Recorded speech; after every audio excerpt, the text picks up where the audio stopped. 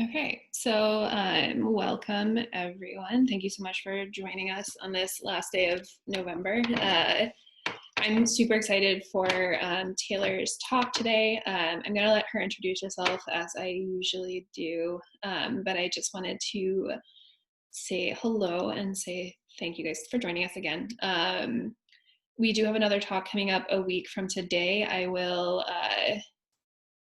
bring that up again at the end of the talk after everything is done. But Taylor said that she is fine with live tweeting of the talk.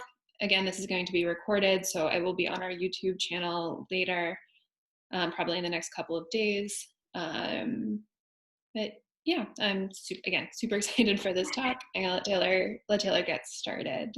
But if everybody can just make sure that you stay muted for the entire talk, that would be lovely. Thank you, Courtney. So my name is Taylor. I'm a medieval art historian and classical art historian. Started out doing death representations in illuminated manuscripts, and then it's kind of evolved into other weird things in illuminated manuscripts. Right now, most of my research revolves around monsters. And so in addition to doing monsters, I also talk about them in the context of the other quite a bit, and I've talked about otherness in other aspects, like in how museums tend to other non-Western art. I did a whole paper at one point about the othering of African art in museums and stuff like that. But this is just going to be talking about monsters as other within illuminated manuscripts and as cultural and societal and religious others.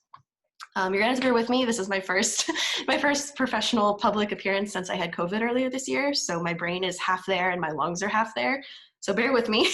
But we're just going to go ahead and get started. Give me just a sec. Okay. So the monster is a long enduring figure within medieval art, most notably within illuminated manuscripts created during the period. Sprawling into the world for the confines of mythology, religion, literature, and general superstition, monsters took hold of the medieval imagination, taking on a life of their own and inhabiting the darkest corners of the mind and the map. With so much of the medieval world left to be yet to be explored, it was no wonder that the edges of the map began to teem with creatures unknown, lying in wait to terrify and astound. Their very existence questioned God. How were these monsters, who seemed to defy the laws of God's creation, able to exist in all their horrifying glory? The number of monsters in medieval culture that are represented in illuminated manuscripts is an incredibly large one, but my research right now focuses on the visual representations of various monstrous humanoids, or monsters that resemble humans or are notably part human, in illuminated manuscripts. The humanoid monsters, often thought to be living at the edges of the map of the known world, were inaccessible to the bulk of those in ownership of manuscripts. And so the manuscripts focused as a lens to the world at large. It cannot be known for certain if the medieval people seriously believed in the existence of the majority of the monsters included in medieval bestiaries, for example, although it can be assumed that a certain number of monsters were based visually on animals that had been seen, but were beyond explanation of the time, while other monsters were representations of spiritual or cultural fears and existed outside the realm of the societal concept of the time. The other, as a concept, is defined by Brooklyn College at the City University of New York as an individual who is perceived by the group as not belonging, as being different in some fundamental way. Any stranger becomes the other. The group itself sees itself as the norm and judges those who do not meet that norm, that is, who are different in any way, as the other.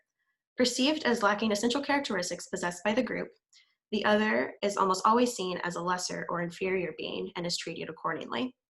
The other in a society may have few or no legal rights, may be characterized as less intelligent or as immoral, and may even be regarded as subhuman.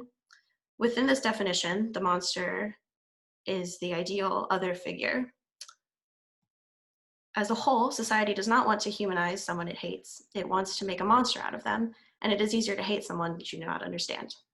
The monster is the cultural antithesis to the human, representing its darkest parts and deepest fears. However, the existence of the monster is not an independent phenomenon. The fear of the unknown, at the root of the other, is the societal mother of the monstrous. The symbiotic relationship between the human and the monstrous fuels the existence of each. The monster helps to motivate society to overcome obstacles and adhere to societal standards, while the human is necessary to the monster's existence. The human is the one who categorizes the monster's other as monster, giving a name to their condition. Without humans, there would be no monsters. There still exist marginalized groups in the modern era, which are considered to be other, and there are still monsters that stand as representations of the societal fear of the other. An example of a monster that would exemplify this discussion is the blemmyae, a supposed race of headless people found on the continent of Africa, which had barely been explored by the medieval European society. The depiction of the blemmyae, which I'll talk about shortly, suggests an attempt to understand and recognize a species that may have been believed to roam an unknown continent, yet still illustrates a need to categorize and depict them as similar, yet wholly different. I believe that the same need to understand what is not immediately understood, while concurrently creating a distinct other, is a theme across regional depictions of monsters, one which remains culturally relevant and timely. It is through these monsters that I work to dissect this idea by examining some of the early roots of the monstrous other. So we are going to start with the giant. The giant functions as a foundational monster, both for my research and for the discussion of humanoid monsters as a whole. The discussion of the giant's monsterhood is the simplest, yet introduces the concept of the other most succinctly. Out of all the humanoid monsters included here, the giant is the most human in appearance, making them the most likely to be included in the human category, but at the same time, the most stark of mission. J.J. Cohen states in the introduction to his book of Giants, Sex Monsters in the Middle Ages, giants expose the limits of selfhood, revealing that identity is intersubjective, eccentric, suspended across temporalities, as historically contingent as it is monstrously incomplete. If the giant is other, then he is the other as something strange to me, although at the heart of me. Giants are victims of what Anne Lake Prescott calls situational monstrosity, in that anything larger than something else would fit into the definition of the word giant. Medieval writers even recognized this fact and often made jokes about spatial relativity, specifically referencing a joke about the height difference between pygmies and giants, saying, just as we consider pygmies to be dwarfs, they consider us human giants. And in the land of the giants, who are larger than we are, we would be considered dwarfs by them. This joke communicates an understanding of the spatial differences between bodies, but also an aware disregard for the similarities between them. Although their bodies were similar, there does not seem to be any fear of pygmies present in early folklore, and they are not labeled as monstrous. The explicit monster label is reserved for the giants, motivated by the fear of a dominated body. The giant presents a unique threat due to its innate size, leading the monster's demonization and othering within society and folklore. In medieval folklore, giants wax and wane between being horrifying, violent monsters and laughable comedic story elements. The most famous giant found within medieval folklore is Grendel, never named as a giant, although he remains inextricably linked to the giant mythos.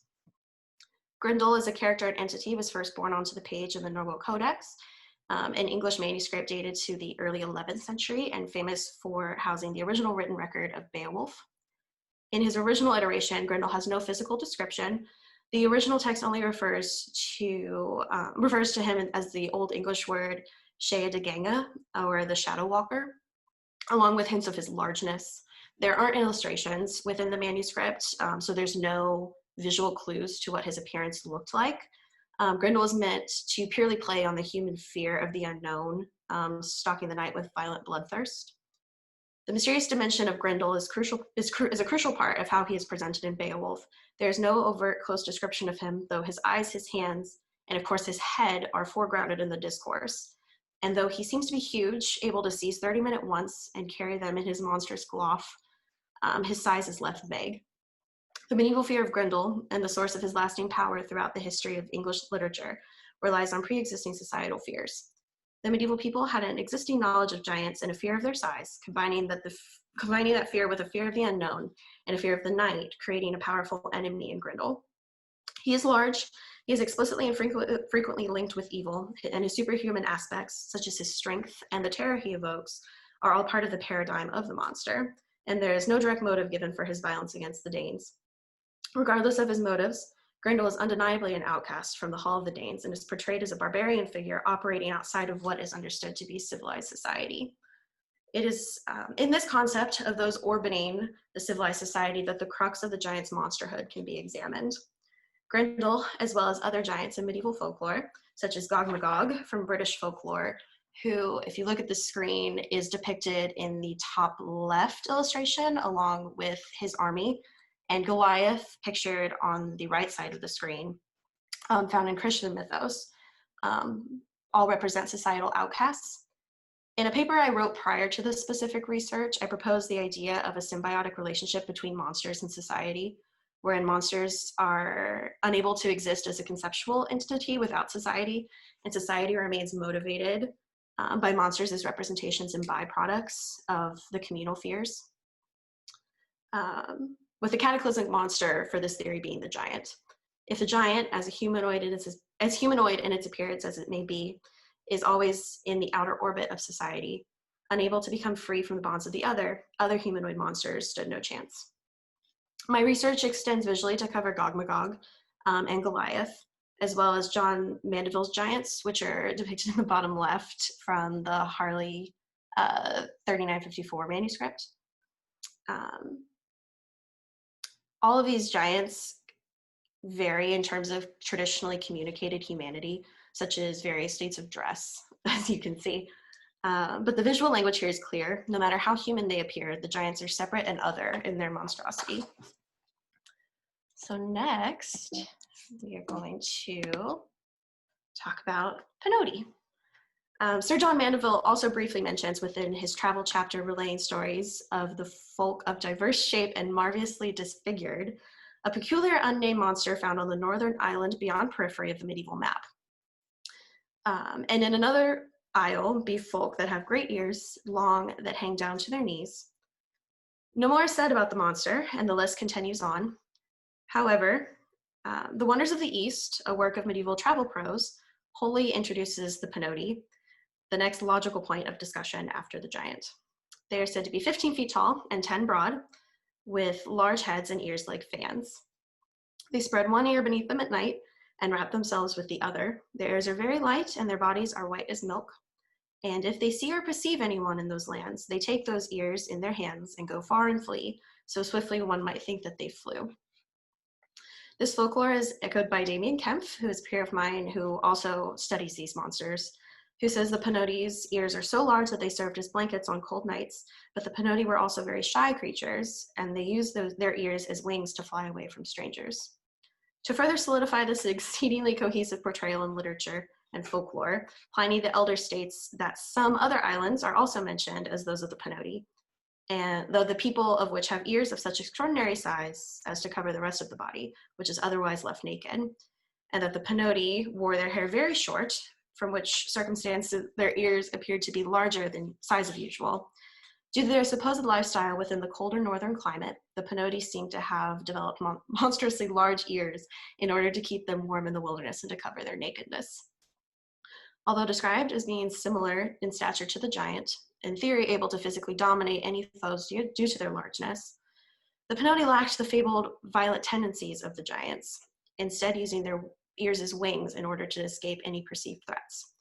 Due to the universality of the written descriptions of the panotii, the visual depictions of the monsters only vary in their interpretation of the size of its ears, as seen here. You have some that have ears that just look like overly exaggerated human ears, like sticking out really far, and then you have others that look like almost like basset hound ears. The 12th century German Arnstein Bible, which you can see a detail of in the center of the screen, includes the panotii within a full-page illustration showing the 17 monstrous races. This Bible presents a very modest depiction, as no body parts other than the monster's face and feet can be seen, the rest of his anatomy being hidden beneath his large wing-like ears. Unlike the other visual depictions, this panotii has long, wavy hair. The folio has no color, so it's not possible to tell the monster's exact skin or hair colors. So it can be assumed that he is meant to be represented as pale, according to the folklore surrounding the monster. It is with this image that I propose the interpretation of the panotii as a monstrous representation of the religious sinner, modeled after the representation of modesty as detailed in the book of Genesis. The folklore surrounding the panotii continuously highlights the monster's shy temperament and their swift escapes upon being seen or perceiving the threat thereof. Additionally, the panotii are described as being perpetually naked and using their large ears to shield themselves from the world. This covering of their bodies mimics Adam and Eve's act of modesty after being cursed with the knowledge in Genesis. Then the eyes of both were opened, and they knew that they were naked, and they sewed fig leaves together and made themselves loincloths. Prior to their fall, Adam and Eve were naked without shame, with the pair only feeling shame and hiding away, similar to the panotii, after realizing the extent of their mortal condition through a sinner's awakening. The panotii can be seen as bearers of the same shame, and possibly as the embodiment of the ostracized sinner in the form of a monstrous body, unlike the shameless nakedness of the giants in their folklore. Next are the blemmyae, one of the most persisting and unusual medieval monsters, one of which has remained almost purely under medieval ownership and has only persisted into the modern era through the survival of medieval manuscripts and texts, is the blemmyae, or the headless ones. They were often depicted in medieval manuscript illustrations as humanoid creatures with similar appendages, 2 arms, 2 legs, a torso of average size and shape. However, the most recognizable trait of the blemmyae is the lack of head in the place where a human's head should be. The space between the shoulders is entirely flat or slightly rounded. Instead of facial features, which often continue to appear to visually reference the human facial structure, they are located in the upper chest region. Throughout many different manuscripts, the depiction of the blemmyae facial features vary slightly, but remain relatively standard, including a pair of eyes, a mouth, and often a nose, along with occasional eyebrows. Although they are most recognizable from manuscripts originating during the medieval period, the blemmyae originated as a mythological being during the ancient period. Ephraim Chambers describes the blemmyae in his 18th century work, Cyclopedia, as people supposed to be without heads and have their eyes and mouth in their breast, mentioned by Pomptius Mela and other ancient authors. They are supposed to have inhabited part of Ethiopia. Some authors derive the fable of the blemmyaes from this, that their heads were hid between their shoulders by hoisting those up to an extravagant height, in which sense the blemmyaes must have been people without brains. There is a historical record of a group of people known as the blemmyaes, geographically dispersed between the Nile River and the Red Sea, in what would have been considered southern Egypt and northern Sudan in the modern period. This is seemingly confirmed by Greek geographer Strabo, as he notes that the lower parts of the country on either side of Meroe along the Nile towards the Red Sea are inhabited by the Megabari and the blemmyaes, who are subject to the Ethiopians and border on the Egyptians.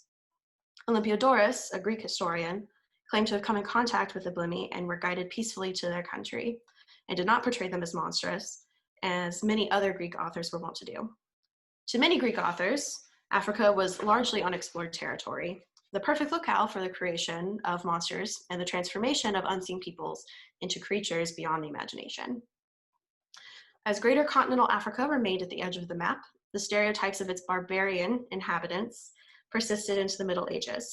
Here, the stories of the headless humanoid race gained momentum as medieval people began to expect illustrations of the monstrous races described in the aforementioned ancient texts.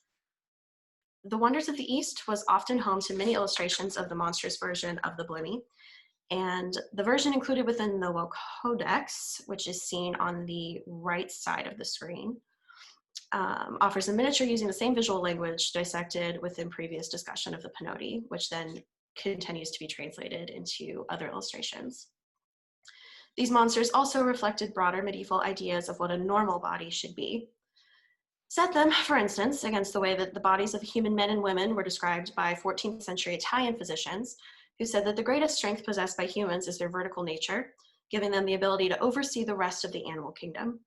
This innate upwardness places the spherical human head on a conceptual divine peak, allowing humanity to reach towards the sublime. For other humanoid creatures in the medieval mind, being devoid of both verticality and a spherical head was instantly monstrous or barbarian. While other monsters soon to be discussed have less humanoid characteristics than the blemmyae, and their conditions are equally tragic, the mythological blemmyae are almost human-like, so close to an identical physical form, yet missing the one thing that would classify them as human. This idea is equally tragic if one were to consider the ramifications of the non-mythological blemmyaes carved into history as other, based purely on Roman and European imagination and the fear of the unknown. Next, we've got werewolves. As noted by Edith Joyce Benkoff, the part man, part beast duality of werewolves epitomizes the dilemma of humankind, which must battle the forces of good and evil within. This duality hints at an internal dichotomy, as although the human side is repressed when the beast takes over, remorse and regret may follow the periods of rampage. In folklore, they represent an internal undoing, untethering from the thoughts that make a human innately human, typically against their will, subverting societal expectations. The most famous and lasting piece of werewolf folklore from the medieval period is Bisclaveret, a lay originally in Old French written by Marie de France during the 12th century. Marie's version of the werewolf strays from the widely accepted depiction rooted in mythology. The titular character is a man who, without explanation in the poem, turns into a garwolf, which Marie notes is the Norman term for the Breton term Bisclaveret, both of which can be seen as translations for werewolf. In the opening lines of the poem, Marie describes the werewolf species as generally aggressive and savage, traditionally meaning primitive or uncivilized, as well as fierce, violent, and uncontrolled. Despite this initial description, Marie proceeds to introduce her audience to Bisclaveret by describing his human personality as a handsome knight who was and acted like a noble man, loved by the king and the people surrounding him.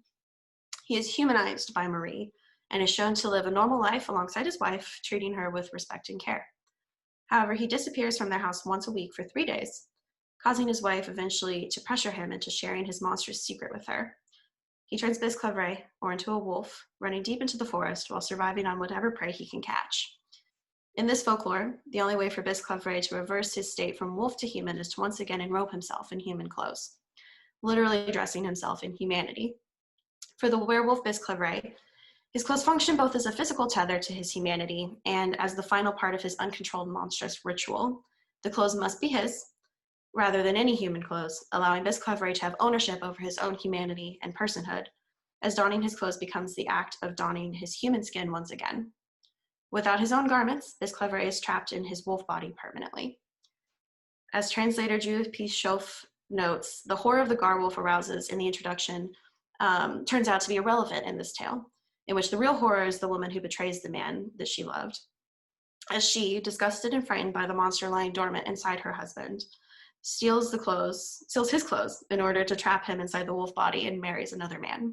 The selfish nature of Bisclaveret's wife becomes a true monster, illustrating the fine line between beast and human in reality and in folklore. This concept is echoed in Gerald of Wales' Topography of Ireland, another 12th century manuscript. While the manuscript first describes many of the different animals found in Ireland, it contains a specific story about the werewolves of Ossory, a medieval Irish kingdom. The story begins with a priest alone in the woods at night, who is approached at his campfire by a wolf who, much to the shock of the priest, encourages him not to be afraid and explains that he and his female companion have been chosen to become wolves as part of a curse. If the pair of werewolves could survive for a certain number of years, they would be returned to their human form, and another male and female pair would be chosen to take their place. The priest in this folklore story is shown treating the werewolves humanely, and after being told their story, despite their outwardly monstrous appearance, he proceeds to read the female werewolf her last rites, after being shown her human form as she dies. The fear the priest feels in the beginning of the story is realized as being based on his own preconceived notions of the monstrous, while the two werewolves do not seem to view themselves as monsters, but rather victims of circumstances beyond their control. The miniature illustrations accompanying the story of the werewolves of Ossory, which you can see a couple of them on the screen, depict the wolves as short in stature, almost fox-like in their features, and colored gray-blue. The female wolf is shown lying on her side inside of a tree trunk, which is in the bottom miniature.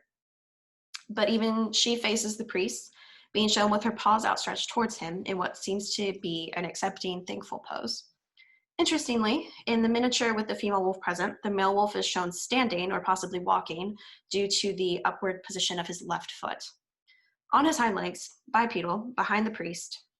This imagery is more closely in line with the more prevalent contemporary depictions of the werewolf, wherein the wolf moves predominantly by walking on its hind legs, occasionally crouching to use its front paws or hands, depending on the depiction, for balance or to increase its speed. While the physical imagery in these miniatures are undeniably wolf-like, this pose creates a more cohesive visual link between the male wolf and the priest, hinting at a shared human characteristic between the man and monster. The werewolf stances in these visual depictions communicate a non-threatening attitude emanating from both wolves. Based on the comparison between folklore stories and the most direct werewolf imagery, it seems as if the fear of werewolves during the medieval period was derived primarily from a fear of regular, non-monstrous wolves. In medieval literature, the wolf was primarily viewed as a predator embodying wilderness, with a howl which bodes death. Wolves were often personified in folklore, even without the monstrous notion of the werewolf, which lended itself to subtly suggest the shape-shifting motif was never wholly absent from medieval representations of Canis lupus. However, in the case of the werewolf, there is inherent marriage between the wild unknown and the human, but it is not a peaceful marriage. The wild unknown competes for dominance within its shared body, and the monstrous emerges while the wild lupine takes over. And they are closely married with depictions of cynocephali in medieval manuscript illustrations. It's another monster with a very distinctly lupine appearance. They're a race of dog-headed men with human bodies, distinguished from werewolves by their hybrid appearance. The root of cynocephaly folklore lies in the visual depiction found in the Theodore Psalter from the early 11th century, which is in the middle of the screen. The manuscript is written in Greek and originated in Constantinople. The cynocephali are found in the Book of Psalms, accompanying verse 22:16, which says, "A pack of dogs surrounds me, a gang of villains is closing in on me." The image, which depicts Christ flanked on either side by two dog-headed men with their tongues rolling out of their mouths, interprets this verse literally and takes the opportunity to incorporate a stereotype. There's an inscription accompanying the image which reads, "Hebrews are dogs." This is a seemingly throwaway inscription, but it is meant to act as a tether between visual description and verse, and it has roots in a deeper history of a complex relationship between medieval anti-Semitism and racism. In the same way that Muslims during the medieval period were viewed as barbarians, the medieval Jewish population were seen as other and were discussed and treated as less than the white Christian population. The ways medieval Jews were discussed and depicted in medieval manuscripts functions as acts of early racism, not just of anti-Semitism, as noted by Geraldine Heng, and it should be acknowledged as such.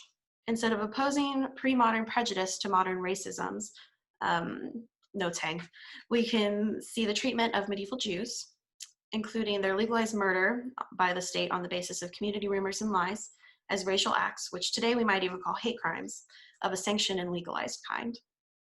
The microaggression of likening Jews to dogs and contrasting them with this divinely human in appearance Christ becomes an actual act of cultural violence against Jews and work to further delegitimize Judaism within the medieval cultural sphere. Additionally, the cynocephali were described by Vincent of Beauvais, an encyclopedist writing during the medieval period, as hermaphroditic monsters.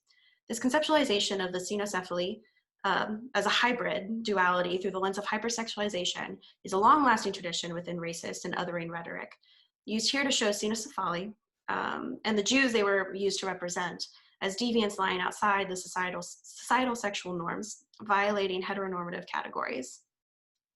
J.J. Cohen also notes that the strange dog-headed monster is a living exoneration of gender ambiguity and sexual abnormality, as Vincent's cultural moment defines them, heteronormalization incarnate. The cynocephali make another appearance within the Arnstein Bible, which is on the right side of the screen, also in the full-page illustration showing the 17 monstrous races. The first monster to appear on the page, the cynocephalus, is depicted naked and insinuated to be large in size, as it is shown in line with two blemmyae, who were thought to be 7 to 8 feet tall. There's a height difference between multiple monsters within the illustration, so it is not out of the realm of possibility that the monks illustrating the Bible were attempting to communicate the believed sizes of the monsters. Additionally, the cynocephalus is one of two monsters shown eating, the other one being the cyclops. This creates a visual reference into additional cynocephaly folklore regarding their violent tendencies and monstrous hunger. Paul the Deacon, in his early medieval work, History of the Lombards, says that the Lombards claimed to keep cynocephali in their army camps to use as weapons against their enemies. They pretended to have in their camps cynocephali, that is, men with dogs' heads. They spread a rumor among the enemy that these men wage war obstinately, drink human blood, and quaff their own gore if they cannot reach the foe. In the medieval world, the cynocephali were considered to be bloodthirsty, possibly cannibalistic, and overall violent monsters with tendencies similar to the societal expectations of werewolves. Although the possible possession of cynocephali by the Lombards is treated with bemusement by Paul, this idea presents an interesting paradox within the monster's existence, that these monsters were threateningly feral, but also responsive to domestication at the hands of an evangelical master. This more metaphorical hybridity opens the door to another type of duality, a coexistence between the monster and the holy. Despite the racial and religious implications of the folklore surrounding the cynocephali and the visual connections to representations of werewolves, the monster does have visual ties to Christianity and sainthood, seemingly meant to show hope of conversion for those outside the faith to those inside the faith. In medieval Irish mythology, Saint Christopher is said to be a cynocephali who becomes accepted as a Christian by the Roman Emperor Decius. Saint Christopher gains human speech capabilities, no longer able to communicate in the language of the dogheads, and begins working to convert humans to Christianity. In the text of the Passion of Saint Christopher, he is physically described to the emperor as a man with a dog's head on him and long hair, and eyes glittering like the morning star in his head, and his teeth were like tusks of a wild boar. It has been proven difficult to find confirmed visual depictions of St. Christopher with a dog head within illuminated manuscripts, as it appears that this specific imagery was most common in portable icons in Eastern Europe, despite the narrative existing and being commonly found within folklore in Western Europe. However, the physical depiction or description of St. Christopher seems to have influenced visual depictions of unrelated cynocephali found in manuscripts, especially referencing his tusks of a wild boar, which you can see kind of in the image in the upper left. You can see right out of his mouth these like teeny tiny little tusks that look like boar tusks. They kind of are facing upward. Modern writers have said that if cynocephali really existed, their monstrous nature could not have been considered against the laws of nature, as they could have only appeared through the will of God, thereby validating the existence of sainthood within the cynocephali species, as well as questioning the validity of the argument against the existence of monsters as being against God's vision of creation. Which leads us to donestre. This is another hybrid monster found within medieval folklore. It's a cannibalistic half-man, half-lion being. The most dangerous aspect of the donestre is not its leonine tendencies, but rather the way in which the monster is said to lure in their unsuspected and trusting prey. These strange creatures embody a monstrosity that is both corporal and linguistic. They know all human languages. The donestre are able to hail foreigners with familiar speech, convincing them that they know their kinsmen and homeland. They then devour the body of their victims, except for the head, over which they then sit and weep. The donestre are meant to offer a sense of familiarity and comfort to those who are lost or far from home, luring them in by speaking to them in their own language, any language, and using their names or the names of their family members and friends before cannibalizing them. The Wonders of the East uses anthrophagy to explore selfhood's limits. Its polyglot and hybrid monster is a cultural, linguistic, sexual other who seems to be intimate, but in fact brutally converts an identity familiar and secure into an alien thing, into a subject estranged from its own body. The monster here becomes familiar and unfamiliar all at once. Its nature is much of a hybrid as its appearance. During the medieval period, the head was considered to be the most important part of the human body, as discussed back with the blemmyae, as it houses the brain and therefore the center of all intellectuality and reason, primarily attributed purely to humans. The medieval proto-post-humanism theory proposed by Carl Steele states that the medieval philosophy and doctrine continually defined and defended a concept and practice of human supremacy and belief in language and freedom, based on human free will and reason. The head of the donestre is the body part most dissimilar to the human, not even pretending to be human-like. However, the donestre possesses intellectuality and reason, as well as a complete understanding of human language, of which was considered to be another key site of human difference. Furthermore, the donestre's mental capacity allows them to feel grief, disgust, and shame towards their own actions, grieving over their victims, both for them and for themselves, in what could be seen as an intense mourning ritual. The donestre can be viewed, much like the panotii, as the monstrous embodiment of the sinful shame, although the donestre, unlike the panotii, could also be seen as representative of human evil and trickery. Two most identical visual depictions of the donestre are found within the manuscript of Miscellany from the 11th or 12th century, which, hold on, and then there's also one in an astronomy textbook from the 12th century. So those are the two on the upper right-hand corner and the large one on the left. The construction of both illustrations are the same, with each being made up of 3 narrative scenes. In the first scene in the top half of both illustrations, the donestre is shown meeting and speaking with a foreigner. Both show the donestre and the humans making active gestures for each other, depicting a conversation in the heat of the moment and showing the moment of deceit as the donestre lulls the foreigner into a false sense of safety and security. The only difference between these two depictions is the prominent and hypersexualized display of the donestre's genitalia in the Tiberius manuscript on the left side of the screen, highlighted in a vibrant red, not used anywhere else in the illustration. This inclusion enforces the implied nature of the scene. The narrative continues in a clockwise pattern. The second scene in both miniatures shows the moment of attack as the foreigner is pinned to the ground by the violent donestre. The monster is shown with the human's left arm within their mouths, insinuating the moment in which the donestre begins to tear the prey apart before eating them raw. Unlike the previous scene, wherein both figures appear humanistic in their poses, here the donestre appears to have fully given way to the leonine, as both are on all fours as if he had just pounced. His nose and lips form a snout. His eyes suddenly lack whites. An oral animal ecstasy characterizes the second scene as the monster devours the man's arm. The scene becomes the culmination of the core of the donestre's monsterhood and transgression, actively betraying humanity by his betrayal of the individual human.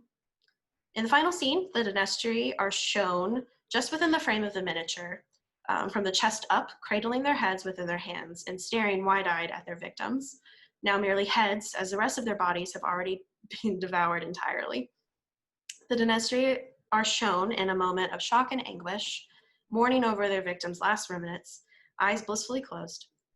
In devouring the foreigner, the donestre's monstrous Eucharist is performed, allowing for a new hybrid duality, the man and the monster again to become one through consumption.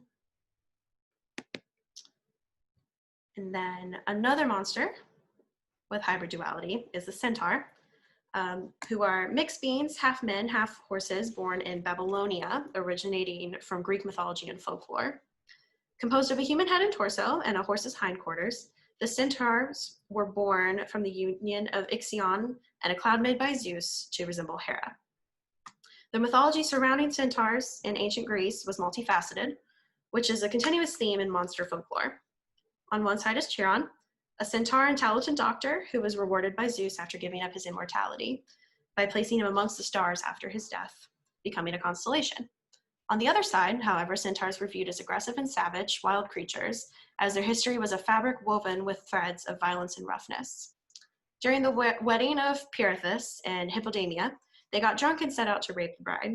This language echoes the language used to describe giants, violent, insatiable monsters, again defined by their monstrous appetite for force of violence and erotic pleasures. This idea of sensuality and temptation was further explored in Jerome of Stridon's telling of the life of Anthony, who encounters a centaur in the wilds of the desert. The centaur here is used as a physical manifestation of temptation for Anthony, occasionally interpreted as a demon in the shape of a monster intended to strike fear into the saint. Socially and religiously, the centaur is viewed as a threat to the purity of humans. The duality of the centaur suggests a representation of a potentially dangerous human duality of the internal quest for purity battling against the temptation to succumb to the sensual, as well as the sin of hypocrisy in the Christian tradition. The centaur is used as a powerful message about the different forms of the monstrous and sinful temptation, often hiding behind human facades. So as I previously said, the ancient Greek centaur Chiron was well known for his intellect and healing talent, being said to have invented the art of medicine, as well as giving Asclepius, the son of Apollo and the god of medicine, a formal education in the subject. This moment is the focal point of a full-page miniature, which you can see on the right side of the screen,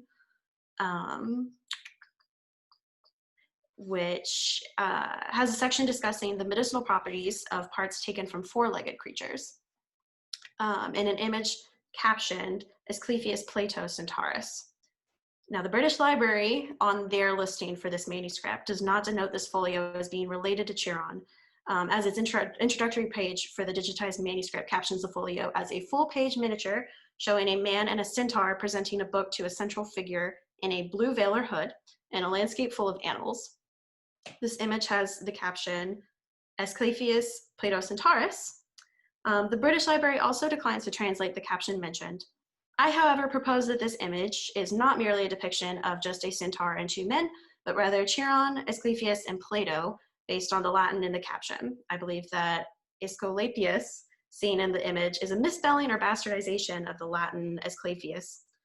The image appears to be seen depicting Asclepius to the left and Chiron to the right, showing Plato in the center, a book of medicinal teachings in order to pass along their combined knowledge to the philosopher in order to continue the practice into the following eras. In this illustration, Chiron is depicted as significantly older than the previously discussed representations on the left. So one seemingly younger middle age on the top left and one looking very young on the bottom left.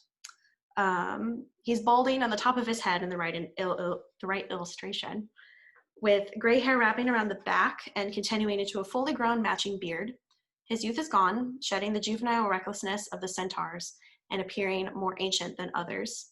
Unlike the others, he appears to have a muscular definition on his abdomen connecting to his bright red horse-like lower half. The distinction between the gray hair on his head and the red hair on his body is stark, hinting at an ancient wisdom, yet youthful, immortal monsterhood.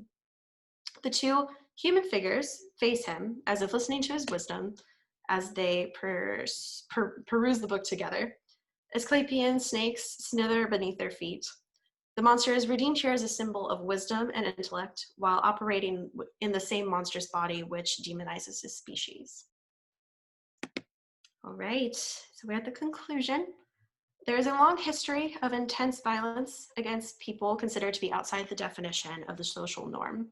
The easiest way to label someone as different is to label them as a monster, either by directly labeling them as one, in the case of the giants, or likening them to one through giving a monster shared traits with a particular group. Potentially metaphysical, such as centaurs, or entirely physical, such as blemmyae. These comparisons sought to highlight the natural differences between the societal norm and the other, deepening the divide. This discourse-driven mentality attempts to promote the idea of singularity, in which the human is singularly human and the monster is singularly monster, with no crossover and a denial of inherent similarities. However, it is not possible for the human and monster to exist in anything other than continuous harmony, as there is no human or non-human being that is not, at the same time, an embodied being with or coexistence of self or other. The medieval conceptualization of the other, through the lens of the monster, seems to be one of a lost cause, a being denied the love of God and forced into the margins of society, irredeemable and unable to be saved or helped. The common visual language between manuscripts across the regional medieval world hint at a common understanding of this conceptual idea. The monster continues to exist as a symbol of the parts of humanity we either wish to deny due to selfishness or selfish motivations, and a focus on the individual, or because of our own fears of the dark parts of us lying dormant within. The humanoid monsters discussed here are almost entirely byproducts of the human social historical production of monsters pieced together with pieces of the human, meant to be reflections of humanity and reminders of what we wish not to be, no matter how harmful a thought it is to people who lie outside of what is considered the human normal. The monsters taught the medieval people to understand both their physical worldly boundaries and the societal norms of their communities, teachings that have continued into the present day, dictating the way that we view our world and the people that are still considered to be other. Many of the monsters I have discussed remain part of our cultural conscious today. However, there's been a tone shift from the medieval period, as there are many representations of these monsters wherein they are good and heroic characters, rather than wholly and entirely evil. The dialogue surrounding monsters, in the sense of the other, looks very different today. Monsters, in the traditional sense, still exist. Vampires, zombies, and dragons still live today alongside giants, werewolves, and centaurs on the big and small screens. Today, they function as beloved figures of popular culture, almost more so than they do as warnings of the world's darkness. In their place, human faces have replaced the monstrous ones, where the medieval world created or adopted monsters to be the faces of human atrocities. Today, the word monster is applied directly to human figures. Real-world antagonizers now have become the humanoid monsters, as monster is often used as the primary or only descriptive word to describe them in news articles or everyday vernacular. The word is no less dehumanizing than it was during the medieval period, and the use of the word to describe crimes so entirely human continues to present harmful, albeit modern, effects of its own by almost separating the human from the act.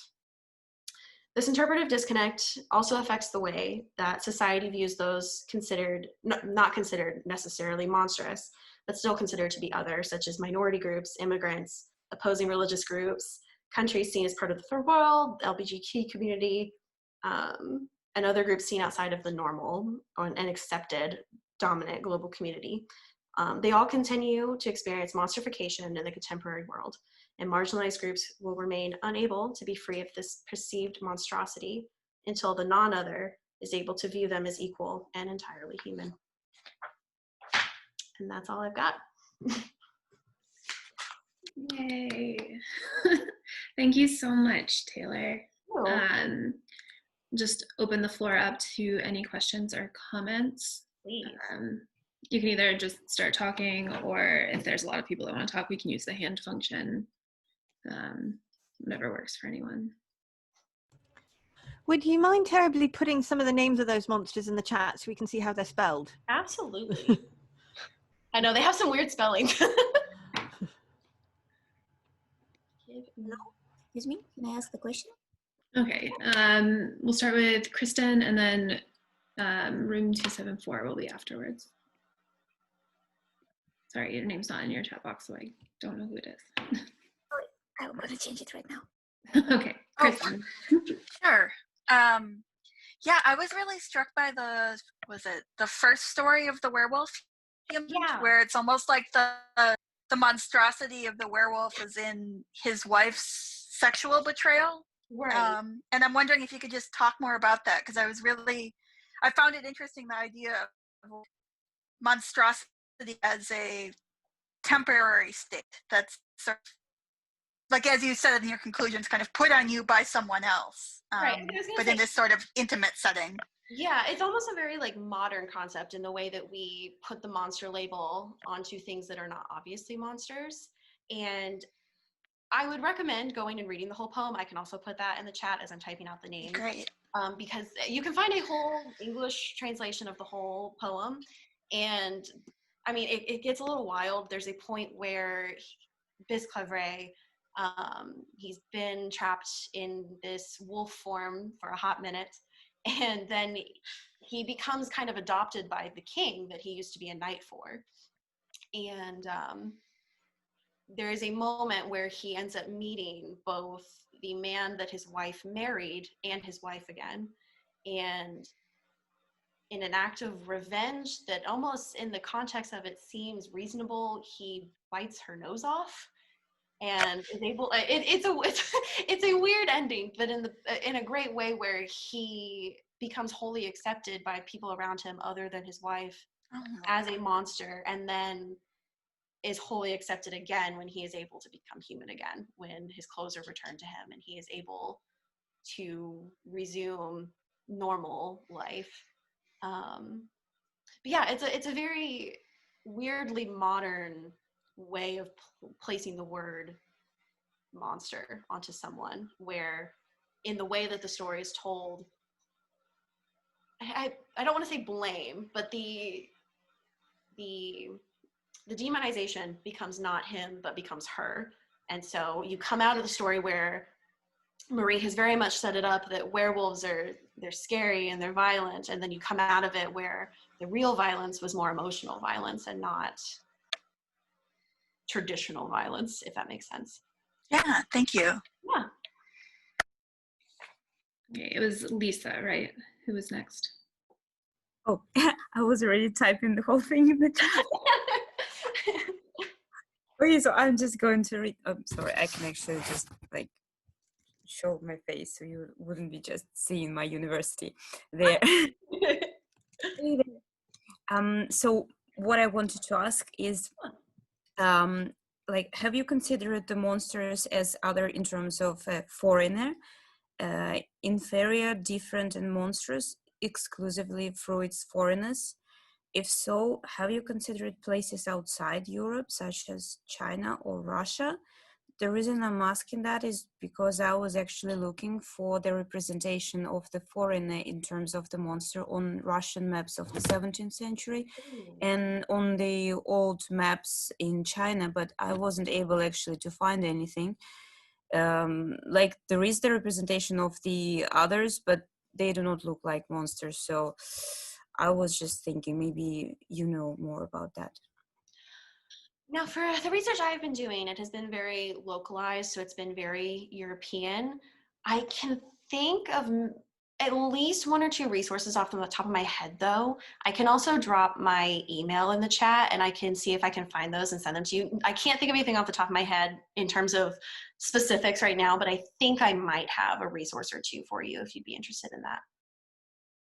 Sounds good. Yeah, I'll throw my email in there too. Thank you. You're so welcome. Chris, Fidel, and then Melissa. Can you guys hear me? I can. Okay. So it's not so much of a question, but more of a comment. Yeah. I was recently reading Beowulf, actually, and that's why I was so interested in your discussion about giants in Beowulf. Right. And I couldn't help but notice that, I mean, sure, giants are depicted as the other, as that which is foreign, which is strange, but at the same time, several times as I was reading Beowulf, I just noticed how many times the poet describes the weapons, describes the shields, the coat of mail as the work of giants, Right. as Eilkanish, as the work of giants. So despite being depicted as other, I don't know how to say this, their smithness, I guess, their ability at creating weapons is also admired. Right. I mean, if you think about it, though, in terms of, totally agreeing with what you're saying.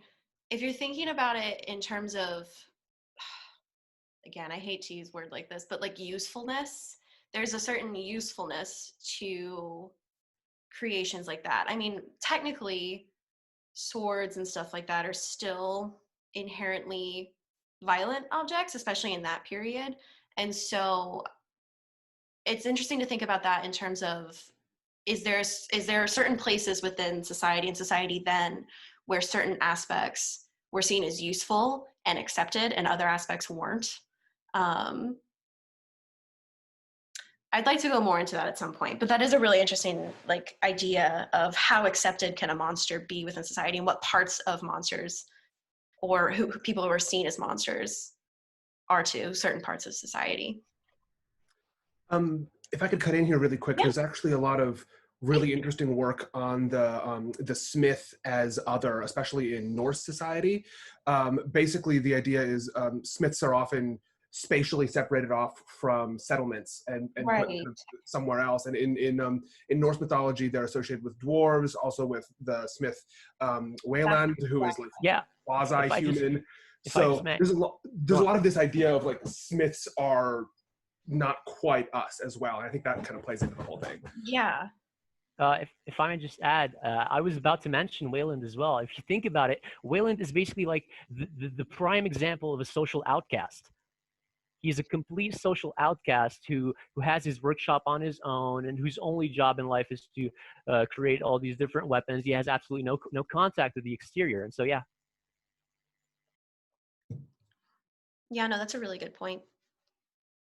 And very random. Don't the Cyclopses in Greek mythology, aren't they like part of the team that like helps make weapons as well? Like, so like it's a very long-standing kind of monstrous connection to, like you were mentioning, like the weapons, the violence, like they're seen as being like good at violence in some way, so they can make the best means of violence. Even just Hephaestion. I mean, he's the disfigured one that lives in the volcano or whatever, isn't he? No. Melissa and then Juliana. There are questions in the chat box also. I promise whoever's typing them, I will get to them afterwards. First, I just want to say thanks. This was a really fascinating talk. I learned a lot. and really enjoyed it. The nice thing about coming to art history talks is you always get to see fun images. So Right. So Peter kind of mentioned something on a similar topic in the chat. But one of the things I was thinking about was sorry, my cat's here, was the kind of temporal element that a lot of some of the origins of these are coming out of the ancient world. And so I'm thinking of the cynocephaloi in Herodotus, for example, right?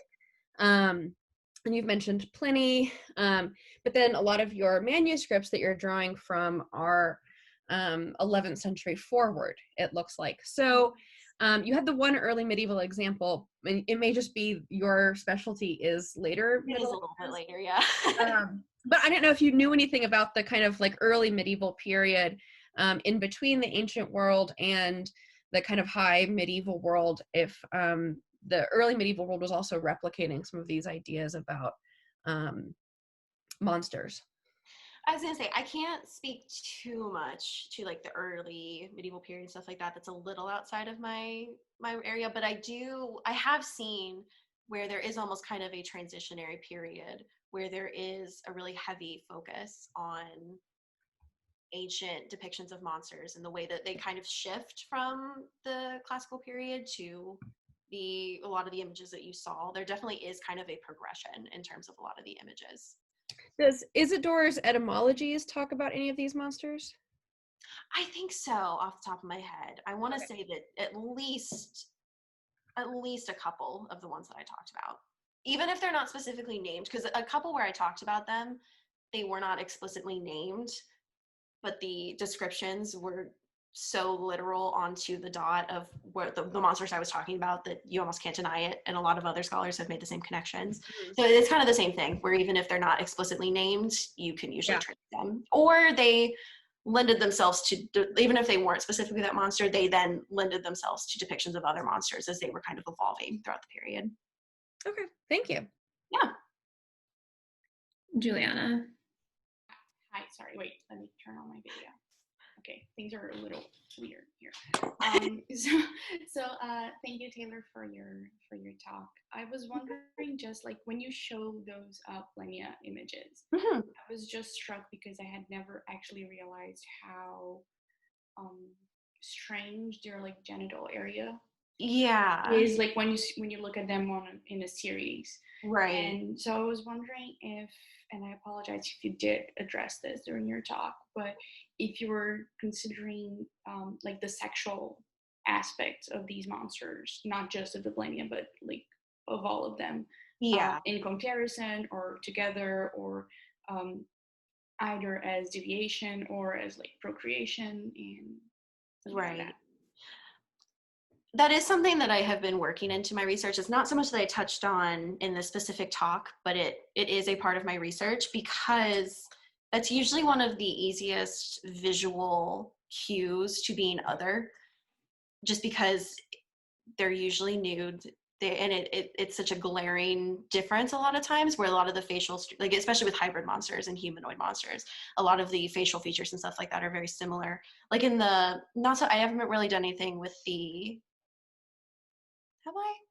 I don't think I've really done anything with the blemmyae yet, but like I mentioned with the donestre and stuff like that, I didn't go too far into it, but there definitely is visual language that does connect them to being a sexual other too, in terms of not just a cultural other, if that makes sense. And then they kind of connect in the same way. Yeah, absolutely. Thank you. Yeah. Gabby. This is certainly more on the humanoid side, but I was just thinking about Marie again, and the idea of twins as monstrous. And I don't know if that has come up elsewhere, or if, again, related to like the question of reproduction, if those humanoid monsters tend to have multiple births or anything, like if there's an additional link between those. I have not done anything with that, but that is a very interesting thing to look into, especially in terms of like monstrous lineage and stuff like that, because that is the idea of like a monstrous mother and stuff like that is very Right. much There's Melusine, there's Bisclevare's wife who's right, known who to passes it on. passes to her Yeah. daughters. Yeah. Right. No, that would be something really interesting to look. I'm going to write that down because that's a really interesting point, because it is very much present. And then it's also a way to turn the female into a monster just for being a female through passing down monstrous traits through birth and stuff like that. So it's a really, yeah. No, I can't say I've done anything with it, but it is a great point. Okay, I'm gonna bring in a couple of questions from the chat box, and then if anybody else has any questions, just pop up a hand or something. Okay, sorry, I have to scroll. So there was one asking about the relationship between the stories of monsters and the religion of the period. Did you look at you did some, I think, in there, but just kind of looking more at this tie between, I'm assuming like Christianity is the dominant religion and the monstrosity. I will say there's a little bit in this specific research. My research is evolving towards that. So we're heading towards more of a religious other, and how religion ties into that as well, and how people outside of certain religious norms and stuff like that get turned into other and stuff as well. So not too much with this specific research, but we're heading that way. So I can't speak on it too much right now, to be honest. There was one that I think it tied into one of the questions earlier about the like kind of long narrative that's kind of been going, like tracing through your talk. So this like going from kind of like ancient into Wales until the 18th century and kind of right. But I think you touched on that a little bit. Somebody mentioned there's a tradition of people being turned into monsters or animals as punishment of being denied their humanity by saints or gods that might play into the werewolf stories. More of a comment, but yeah, no, that idea is really present in the Werewolves of Ossory story. I didn't touch on it too much, but there is kind of a communal punishment put upon their society, and it is something that is transferred throughout. So I kind of touched on it, where if the male and female werewolf, like they both survive their like appointment to being werewolves, then they are freed from it, and another duo is put in their place. And so there is kind of this transferring of like societal shared monster kind of deal. There's some comments in there. When we close this, I'll save the chat and send it to you so that you can have all the comments that people left, because they're very interesting. Are there any other questions that anybody might have? When people were bringing up the Smith part, and it was just my mind immediately went to Wagner about how if you go to if we're talking about monsters, the other, and Jewish people being made the other, the dwarfs who live under the world, who are essentially the servants of the gods and get into trouble when they step out of line because they keep trying to go usurp them, end up being that thing. And it was interesting how down the line a few hundred years, and of course Wagner's a bag of cats anyway, how this all kind of gets synthesized, how these tropes just get ingrained, and then more things just get layered on top of them as they go. Right. I don't think I have anything to top that. I have a just final the Theodore Salter image where it has that Jewish, anti-Semitic remark. Yeah. If you're interested, that is frequent, that kind of like having a little rubric or something that is anti-Semitic in Salter manuscripts is pretty common. Right. That, I mean, you may already know that, but like a lot of Salter manuscripts have anti-Jewish comments in them. Right. So, yeah, they were very, very anti-Jewish at the point. Yeah, so Salters might be another place to look for hidden monsters. I don't know. Right. Oh yeah, there's lots, kind of, even if they're not explicitly like illustrated as monsters, there's usually a lot of little hints that they're considered to be monsters, either through kind of those like throwaway marginal lines or through visual cues and stuff like that. But yeah, no, yeah. It's also really interesting that one of the like visual cues about like especially like anti-Semitism and like Jews as others is making like depictions of Jews as pigs. So it's like this humanoid pig. In German, it's the Judensau, but it's this like depiction of yeah, like pigs with yarmulkes or like Jews with pig features, and it's kind of also this bridging of taboo topics with within Judaism, but also kind of this like humanoid. Yeah, so like making the other monstrous in a way, kind of like taking this group that's already being seen as other, and then like also giving them these like physical monstrous characteristics. Right. Explicitly making them other. Yeah, like explicitly. So it's not just like the religion is making them other or something like that, but you're giving them these like visual cues as being. Well, and any time that you depict someone as animalistic, you're already placing them mentally on this like hierarchy of the way the world works, technically, in terms of like the animal kingdom kind of thing. Yeah. Yeah. No, it's just I'm in the middle of teaching a course on the Holocaust, so this is one of the things that like students have been talking a lot about lately. So it's kind of at the top of my things that I can draw from as far as like being useful. Right. But it is like when you were talking about this like animal human hybrid, and it's like it's almost working backwards in a way. Like you're talking about like these monstrosities and then kind of how they get put onto other things. But this is starting with a group that like has been othered and like further othering them, and not just a like religious and mostly for like artistic, right? So they're like on cathedrals and yeah.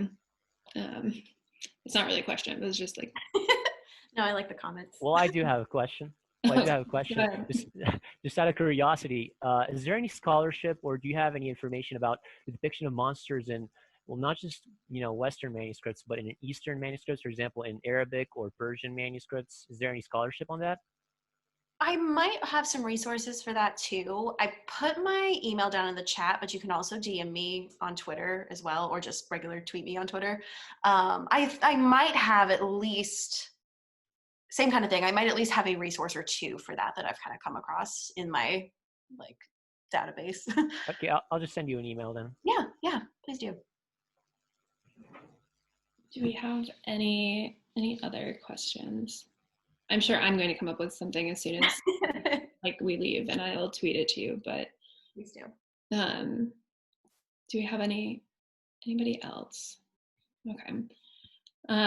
Well, in the